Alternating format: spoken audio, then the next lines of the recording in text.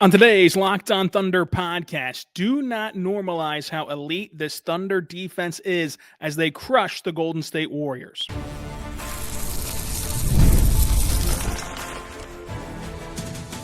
You are Locked On Thunder, your daily Oklahoma City Thunder podcast, part of the Locked On Podcast Network, your team every day.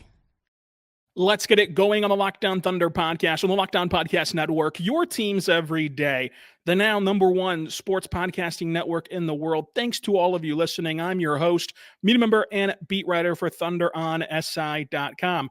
Rylan Stiles. You can follow me on Twitter at Rylan_Stiles. Follow the show on Twitter at LOThunderPod. On today's show, we're diving into the Thunder dominating the Golden State Warriors. SGA shows off his improved playmaking chops. Chet Holmgren has taken a leap offensively. Isaiah Hartenstein put together a massive sequence, but this defense deserves all of the flowers and more for their dominating performance out of the gate, and you cannot take that for granted. Today's show brought to you by FanDuel. Right now, new customers can bet just $5, and if your bet wins, you get $300 in bonus bets. To use across the app, head over to FanDuel.com right now to get started. We're getting started here in the Woody Guthrie room in the Paycom Center Bows because this was a game that you just cannot wait to talk about. When you look at the Thunder, they're missing J-Dub, they're missing Kenrich, missing Topic, still no Lou Dort, still no Aaron Wiggins.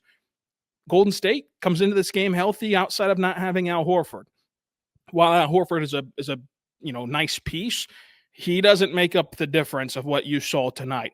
I thought that the Thunder just dominated this game, and particularly defensively. There was just nothing that Golden State could do, and that's so important because I feel like here locally, we look at defensive efforts like this and their ability to shut down guys, and we treat it like it's just another day in the office, like it's just normal. But the problem with normalizing that is that you forget heading into this game, you had two all-defensive players in street clothes. And you look at the matchup of Jimmy Butler and Steph Curry. Jimmy Butler, you lack the true size and athleticism you felt like coming in without J-Dub's versatility. To really, you wondered how they would fare against Jimmy Butler, and especially his ability to get to the free throw line, not having that bigger body. Steph Curry, of course, you don't have one of the best guard defenders in the NBA, period, and he's an all-time great scorer and an all-time great three-point shooter who runs you left, right, and center trying to find a free shot. And Lou Dort, really good at not only sticking to Steph, but fighting over screens that the Warriors will throw at you to free up Steph Curry. So this could have gone a completely separate direction, and I dare you to find me the other NBA team who could handle not only rostering two all-defensive players, but if they did, missing them and still not missing a beat defensively, to where Jimmy Butler and Steph Curry in this game were a non-factor, an absolute non-factor, after spending the afternoon wondering how is Oklahoma City going to deal with this. The Warriors wanted to be anywhere else but in the Paycom Center. They couldn't get anything going offensively. It was turnover after turnover, missed shot, clunky offense, no real rhythm, no real connectiveness to their offensive output. And at the end of the day, Steph Curry has 11 points, Jimmy Butler had 12, and their team leader in scoring was Jonathan Kuminga with 13 points. Like, that's not normal. That's not what you do to these Golden State Warriors. That's not what you do on any given night, almost against any team, whenever you have that much defensive talent sitting in street clothes. But that's where the Thunder are so uniquely positioned, because on top of having a next man up mentality, the next man, Alex Caruso, Kayson, Wallace, they're all defensive caliber too. Even SGA gets some votes for all defensive teams the last couple of years. Not to mention the paint protection that you have with Isaiah Hartenstein, with Chet Holmgren to deter drives. It's become normal. It's become their standard, but that does not mean it's not still wildly impressive that they're able to do this consistently, that they're able to do what they did to Golden State, to give them no clean looks, to frustrate the heck out of them. Draymond Green gets his typical technical foul. You see Steph Curry just exacerbated by how in the world this has happened to him, and he can't find an open shot against this team. The Warriors just had no answers, and they had no answers really on either end.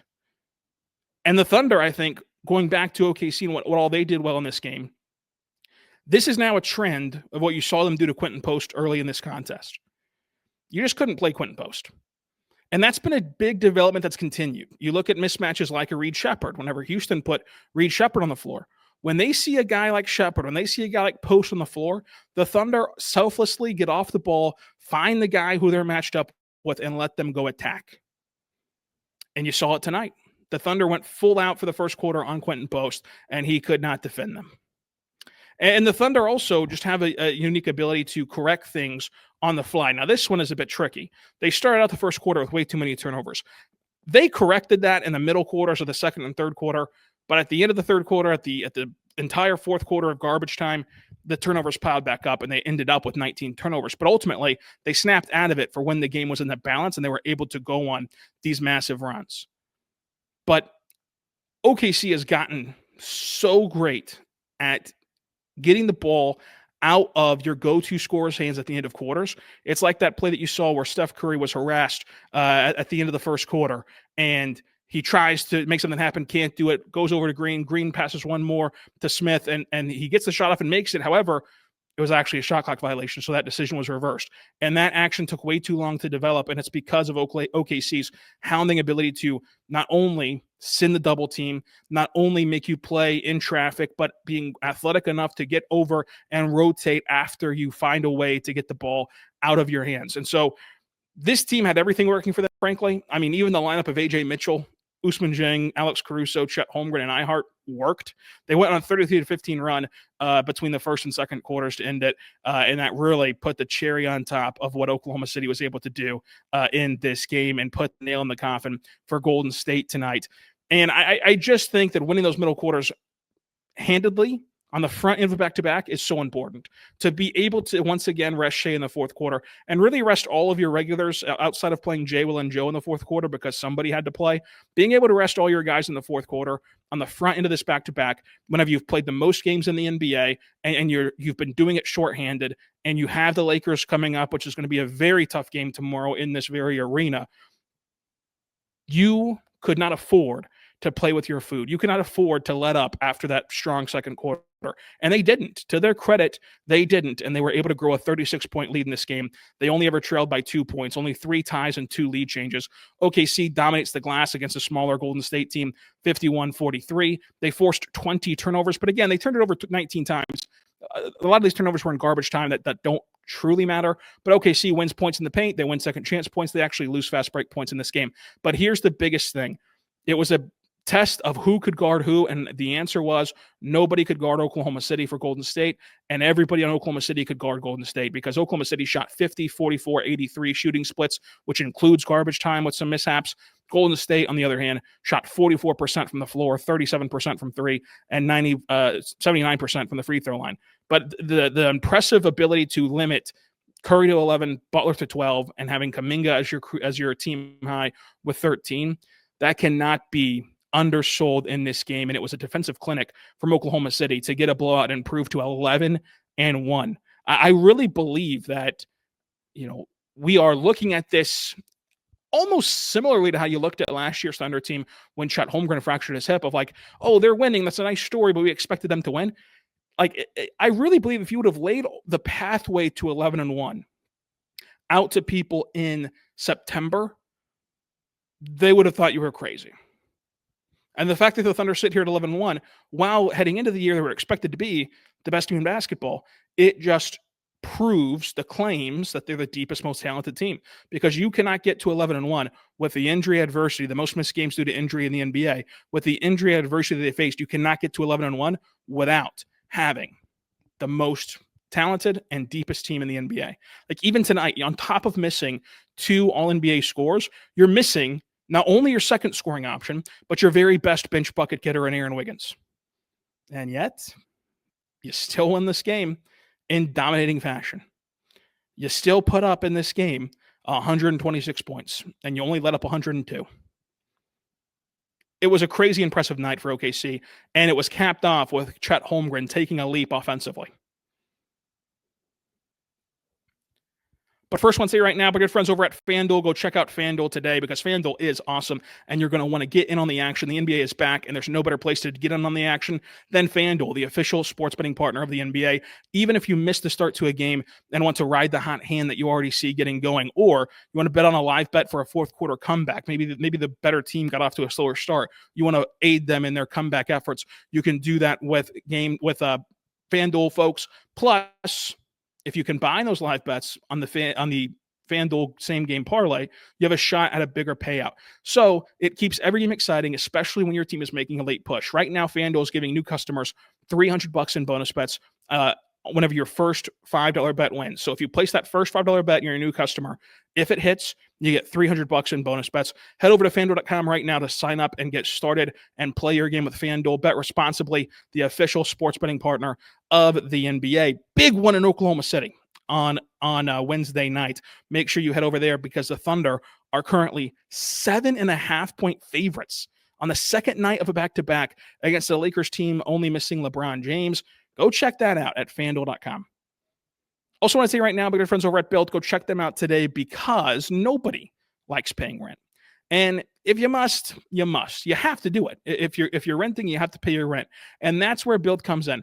It's been a complete game changer of how you pay your rent and turn it into real rewards that you can actually use. When you pay your rent through Built, you earn flexible points that can be redeemed toward hundreds of hotels, airlines, future rent payments, your next Lyft ride, and more. Built is it's about more than just rent. It's about rewarding you and being around your entire neighborhood with those rewards from Built. Go check them out today because we all don't like to have to pay rent, but we all do. And so whether it's to help you go to a new local restaurant, save you some money there, or it's a new vacation for you, or it's just putting money towards your next rent payment, Built is there for you, and it's able to make everyday life feel more rewarding. So from your neighborhood to your travel plans, go check them out today because you can turn your rent into rewards and start earning points around your neighborhood by going to joinbuilt.com/LockedOnNBA. That's JOINBILT.com/LockedOnNBA. Make sure to use the link so that way they know that we sent you. We're back on the Lockdown Thunder podcast on the Lockdown Podcast Network, your teams every day, here talking about Oklahoma City Thunder's crushing win over the Golden State Warriors. And I want to talk about Chet Holmgren's offensive leap in this game. I thought that he was really impressive tonight. And let's start on that offensive end because he has truly embodied being an inside-out scorer and how much that can benefit him long-term as a player. I think that when you look at Chet, his ability to exploit mismatches tonight and score inside the arc sets everything else up. How did he score his first bucket tonight? He has a step-through move getting around Quentin Post. The next play, he attacks Quentin Post off the catch. He receives the ball at the top of the key, gets into the paint, walks down Post into a mid-range jumper, knocks that down. The next play, receives the ball at the top of the key again. And now Quentin Post is backtracking a little bit, gearing up for yet another attempt in the paint. Instead, Chet pulls the trigger on a three and knocks it down. Post not in position to close out and contest it, and that puts Post off balance. You look at how he was able to set up this Warriors team. It does a lot of good for him to be around the rim, not only because he bullied Podziemski twice as a smaller body on him, so he's able to take advantage of heavy-legged centers and being able to take advantage of guys who can't guard him at his position, but also seek out mismatches on guards who have to play underneath him, and he can go over the top of in the mid-range, and who he can walk down into the rim and get an and one against Podziemski. Like, those things are all great, but you're also seeing him improve as a complementary piece to SGA, where, you know, we don't have a ton to go off of with Chet Holmgren. Let's be honest. Like, he played 82 games as a rookie. Last year, he fractured his hip, you know, on the 10th game of the season, which anything after that cannot be held for against him. It's just too clunky of a sample size last year after that 10 games. So you kind of have fresh eyes on him.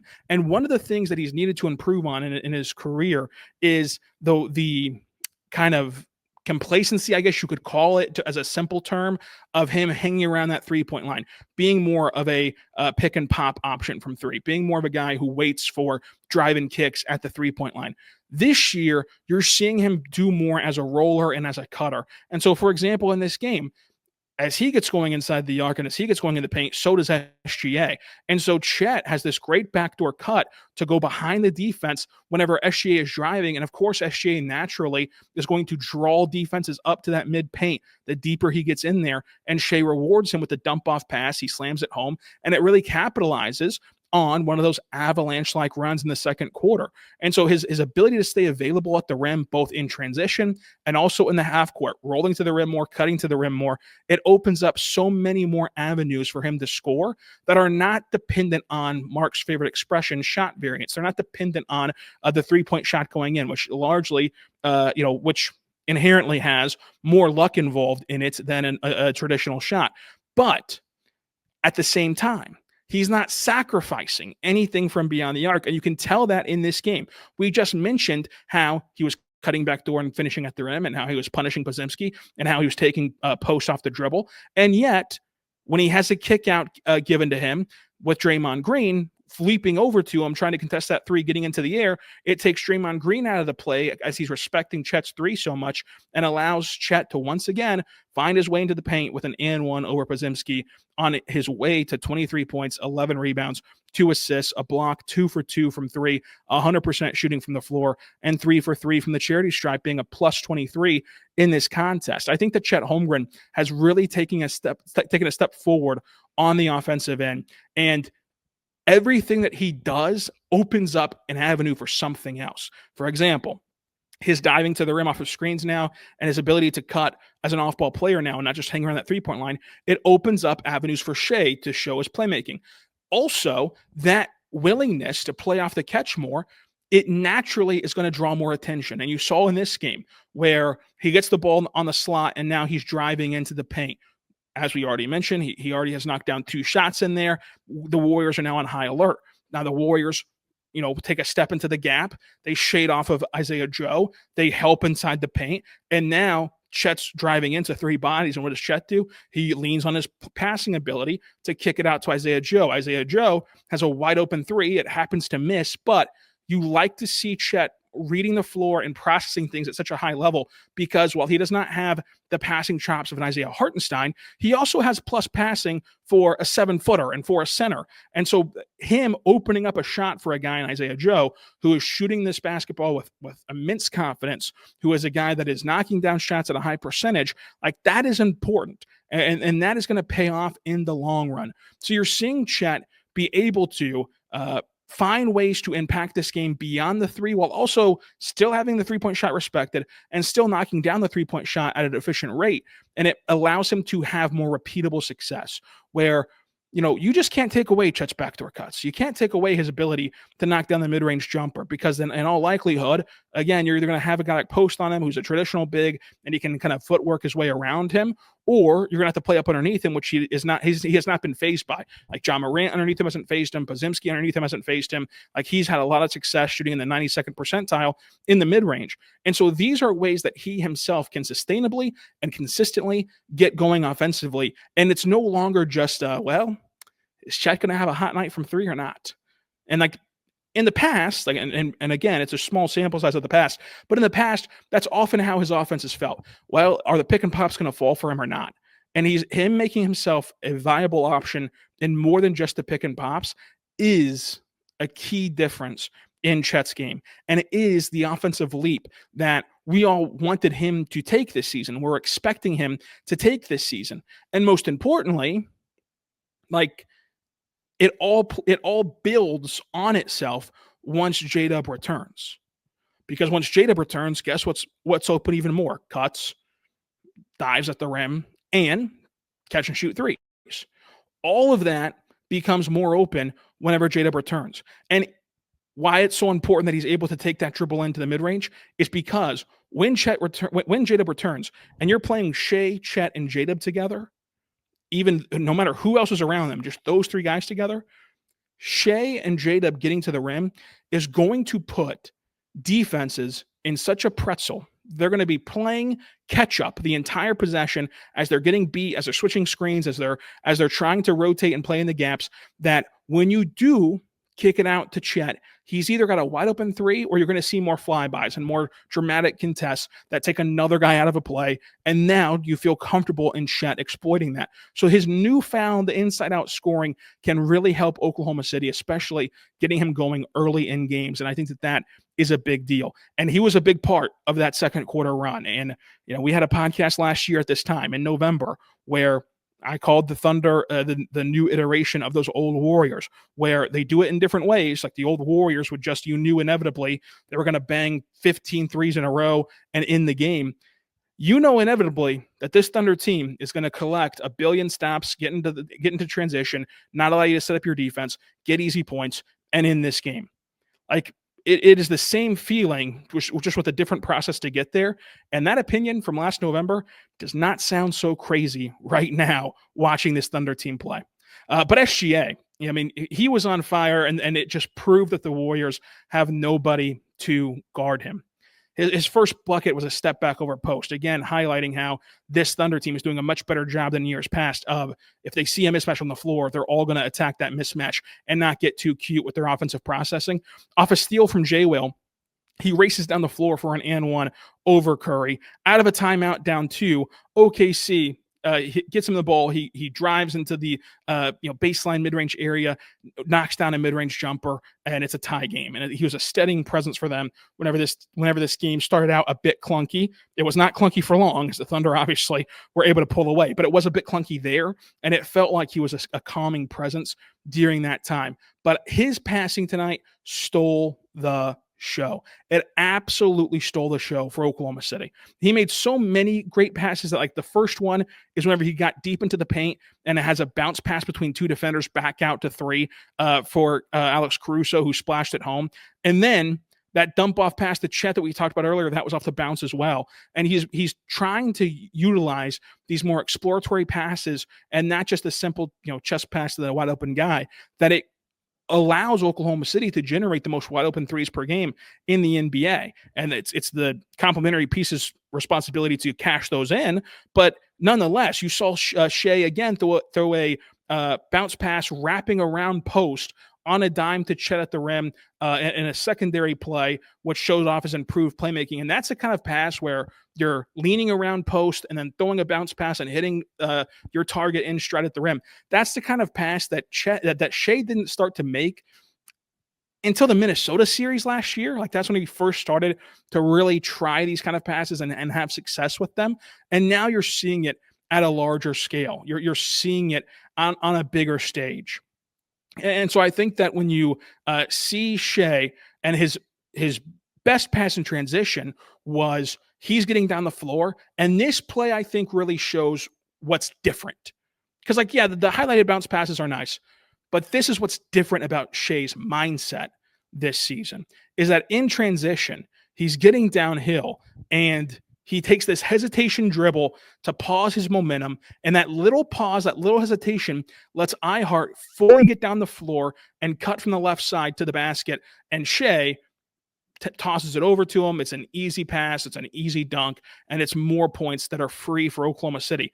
An older version of Shea in years past would have just seen the numbers he liked, barrel his way to the rim, and you live with the result. Now, credit to him, he often hits it, but sometimes it led to out-of-control drives and misses.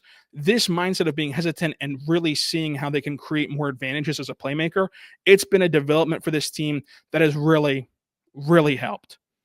And again, to the Chet point, it relates to the Shea point. You've spent this game, he got into double-digit assists before we got to 20 points tonight. You spent this game setting up the Warriors over and over and over again as a playmaker, and then in the blink of an eye, you go right into the teeth of Draymond Green into the paint, bounce off him for an and one underneath the rim. Like, being able to do both keeps defenses off balance. It keeps defenses guessing, and Shea's able to do that. I also want to highlight about Shea's game, what's another little different wrinkle, is that at this time last year, Shea was averaging 0.4 catch and shoot 3-point attempts.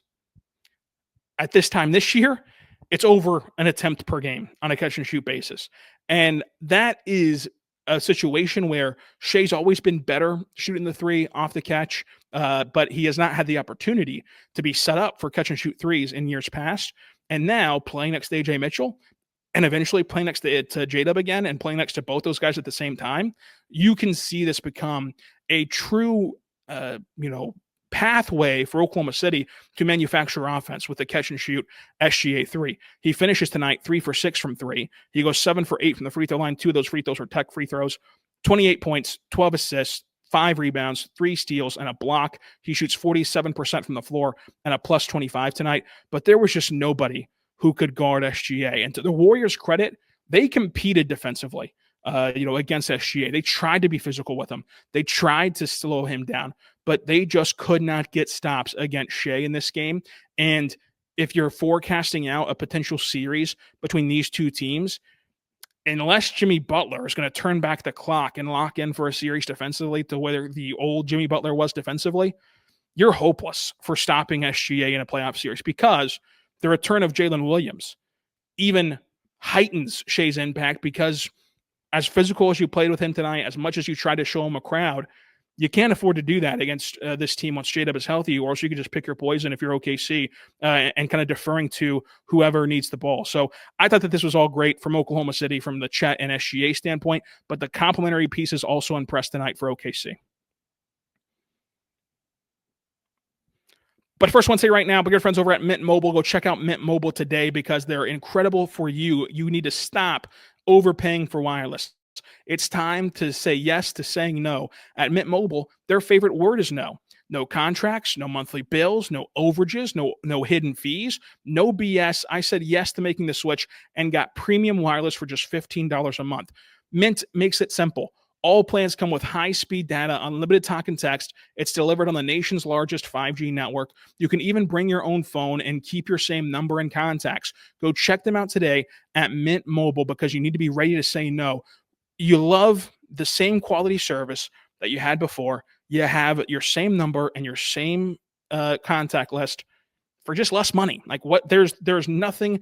There's no doubt about this being an amazing deal for you. If you're ready to say yes to saying no, go check them out today and make the switch at mintmobile.com/LockedInNBA. That's mintmobile.com/LockedInNBA. Upfront payment of $45 required, which is equivalent to $15 per month. Limited time new customer offer for the first 3 months only. Speeds may slow above 35 gigabytes on unlimited plans. Taxes and fees extra. See Mint Mobile for details. We're back on the Lockdown Thunder podcast on the Lockdown Podcast Network, your teams every day, here talking about the Oklahoma City Thunder's win over the Golden State Warriors in this contest. We're diving into Chet Holmgren's offensive leap, SGA's continued improvement, and now Isaiah Hartenstein, who had multiple offensive rebounds in this game to generate second chance opportunities for Oklahoma City. And there was a few plays that stood out for my heart. The first one was at the top of the key. The DHO got denied. He was trying to get the ball, I believe, to Ajay Mitchell, and the Golden State Warriors defense denied it. He turns around on his pivot foot and then puts the ball on the deck and drives to the rim for a finish through contact. That is a new wrinkle, but it's a nice wrinkle. If iHeart, who we've talked about the last 2 weeks, is gaining aggression offensively, is gaining confidence being assertive as a scorer for this Thunder team compared to where he was a year ago, if that leads itself to a more consistent approach off the dribble for situations like this, while it will not be this team's bread and butter offensively, it just adds another pick your poison dimension to how this team can attack you.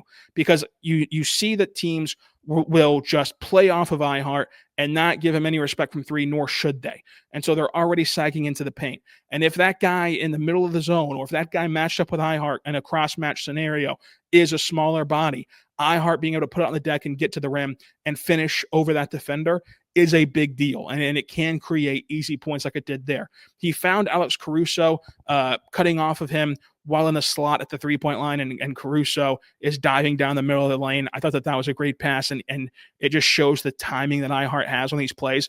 Like, these look simple. Like, the Thunder make these plays look easy. The timing that you have to get that pass on time to Alex Caruso going to the rim was special from iHeart. And then he had a demoralizing stretch of basketball in a game that was full of the Warriors being demoralized, this was the biggest one. He creates a second chance three for OKC, which Kayson knocked down.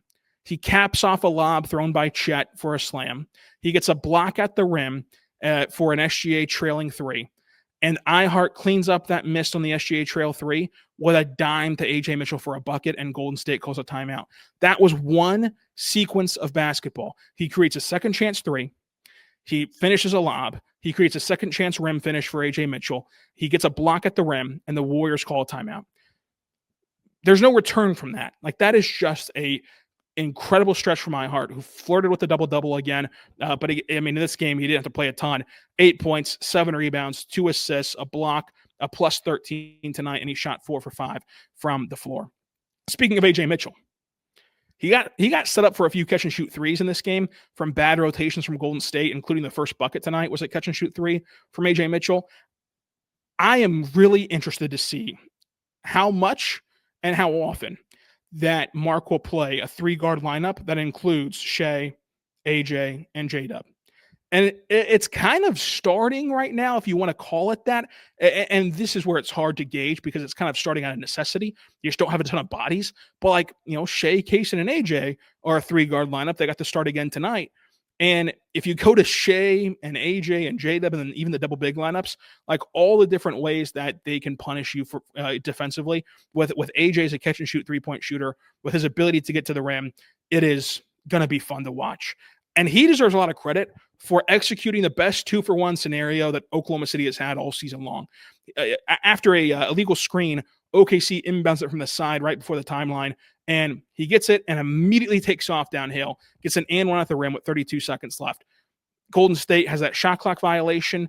Then OKC comes down and has Isaiah Joe pull up this step back three at the Paycom Center logo, in which Steph Curry gets his first ever flagrant one foul to give OKC 3 free throws. And that's a massive swing set up by Ajay Mitchell, who didn't just go to the 2-for-1 for fun or for like out of control purposes of like forcing it, so to say, of forcing a 2-for-1 chance. He saw an opening, he got to the rim, and he got an and one and led a huge swing at the end of the first, which put the Thunder up by like 10 at the end of the first, after it could have been a much closer game at that point.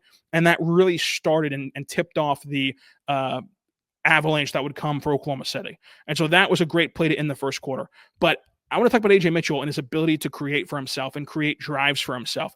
It is special. It really is. He's able to dance with you with these crossovers and then boom, burst to the rim, keep you off balance, keep you flat-footed because of the setup moves he does with his handle. And then he launches this scoop shot layup that goes over Quentin Post and over Draymond Green and knocks it down. He takes so much contact and he gets to the free throw line and he's able to just be this offensive force for this team. I really believe, though, that you have not seen the best of Ajay Mitchell. Not only because he's a young player and all those excuses, whatever. Yes, he's a young player. Yes, he's still going to develop.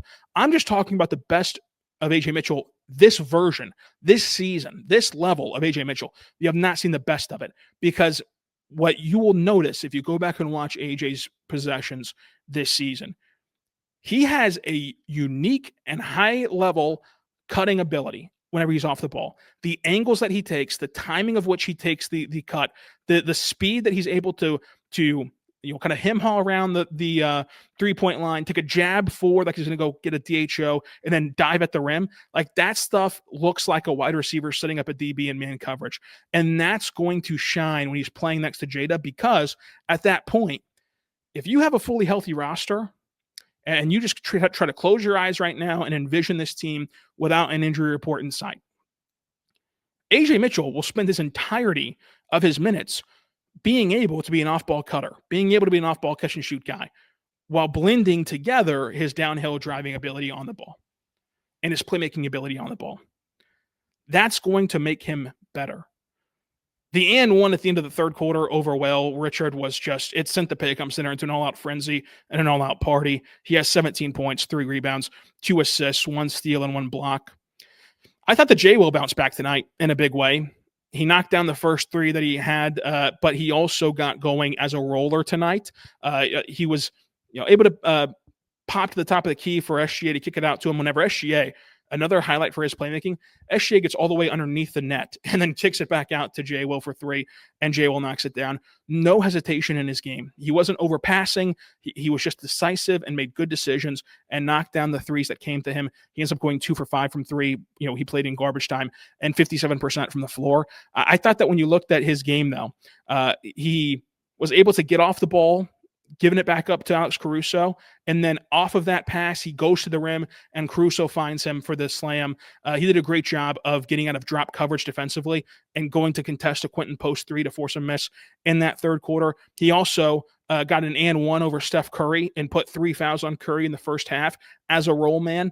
So I just thought that overall J. Will had a really good game tonight.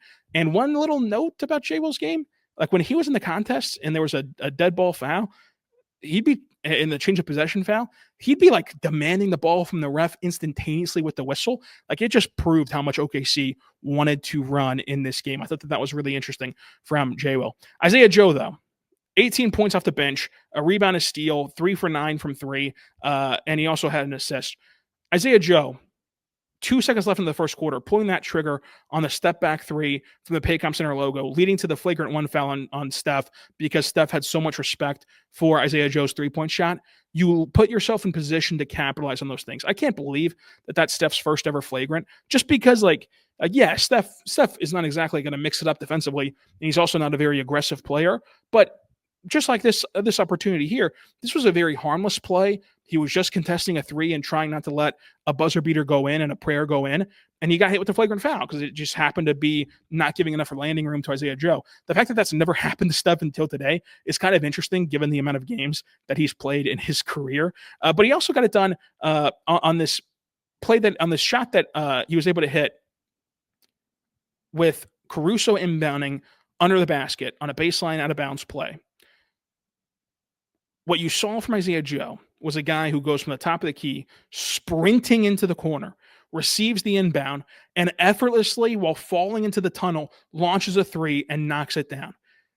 You're seeing in real time the progression from Isaiah Joe as a movement shooter, as a guy who can generate threes consistently and is no longer a one-trick pony awaiting his opportunity to stand in the corner or to stand at the hash mark and wait for the kick. He's creating threes for himself as an off-ball mover, and that's the difference in how this team can get better from three-point land. That's the difference in how this team could see their regular season three-point percentage, as long as it continues to climb, translate to the postseason. Because last year and the year before that, the two last postseasons, you saw them go from a top 10 three-point shooting team percentage-wise in the regular season to cratering in the postseason. And it was largely because the drive and kick stuff does not exist in the playoffs. What does exist, though, are shots like this from Isaiah Joe. And if you can hit them consistently, and if you're confident in letting them go, you're going to run into success. And I thought that was a great job from Isaiah Joe. He also knocked out a mid-range jumper in garbage time. Again, it was garbage time, but you've seen him hit these mid-range jumpers throughout the season with games in the balance. So that's another avenue for him to keep himself an offensive threat for this team. 18 points, a rebound, a steal, and an assist on 3 for 9 shooting from three. Fun note about Brooks Barnhizer. He scored more today against the Warriors than he did against the Birmingham Squadron this afternoon in the G League game. That's a little fun trivia for you. And then Ousmane Dieng, I mean, it's a low bar, but he played his best minutes of the season, +7 in the first half, knocked down a three, had a great contest over Kuminga, although Kuminga still banked at home. And while I don't expect this to be anything long-term success for him, I do want to note that he did find his most success playing a more natural position on the wing versus playing down low in the front court. He had 5 points and a rebound. I just can't get over the fact that the Ajay Mitchell, Caruso, Ousmane Dieng, Ihart, and Holmgren lineup worked, and it worked to grow a lead in the second quarter. But that was a fun game. That was a fun win for Oklahoma City in this contest. Coming up on Lockdown Thunder, we have a lot for you. So after tomorrow's game against the Lakers, we'll have another recap show. Thursday at 2 p.m. Central, you have our live stream with Derek Parker. And Thursday at 3:30 p.m. Central, the debut of our brand new show. It's going to be on the same Lockdown Thunder feed, but it'll be the Lockdown Thunder Squad show with myself, former Thunder player Jeremy Lamb, and Tyler Jones at 3:30 p.m. Central Time here on the Locked On Thunder YouTube channel. That Locked On Thunder squad show will be every Tuesday and Thursday live on YouTube at 3:30 p.m. Central, and then uploaded to your podcast feed later. So myself and Jeremy Lamb and Tyler Jones will be chopping it up on the biggest Thunder topics twice a week, Tuesday and Thursdays at 3 p.m. Central Time, live on the Locked On Thunder YouTube feed, and then uploaded to your podcast provider later. Now, what does that mean for the show? Well, you're going to hear new voices coming up. I'll still be there, and I'm still the host of the show, every single day. We have 5 days a week, Monday through Friday.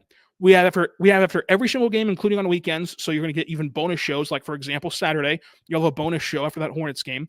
And then you now get 4-hour-long live shows to enjoy throughout the week as even more content. So there's plenty of Thunder talk on this show and on this feed. You need to subscribe wherever you get your podcast from. And you everydayers, you not only make this the #1 sports podcasting network there is, but you make this show work and you make this show be able to have fun opportunities like having a show with Jeremy Lamb on this feed starting on Thursday. So you do not want to miss that. We have more podcasts than you can count coming up for the rest of the season here on Locked On Thunder. Make sure you subscribe anywhere you get your podcast from. And until next time, folks, be good and be good to one another.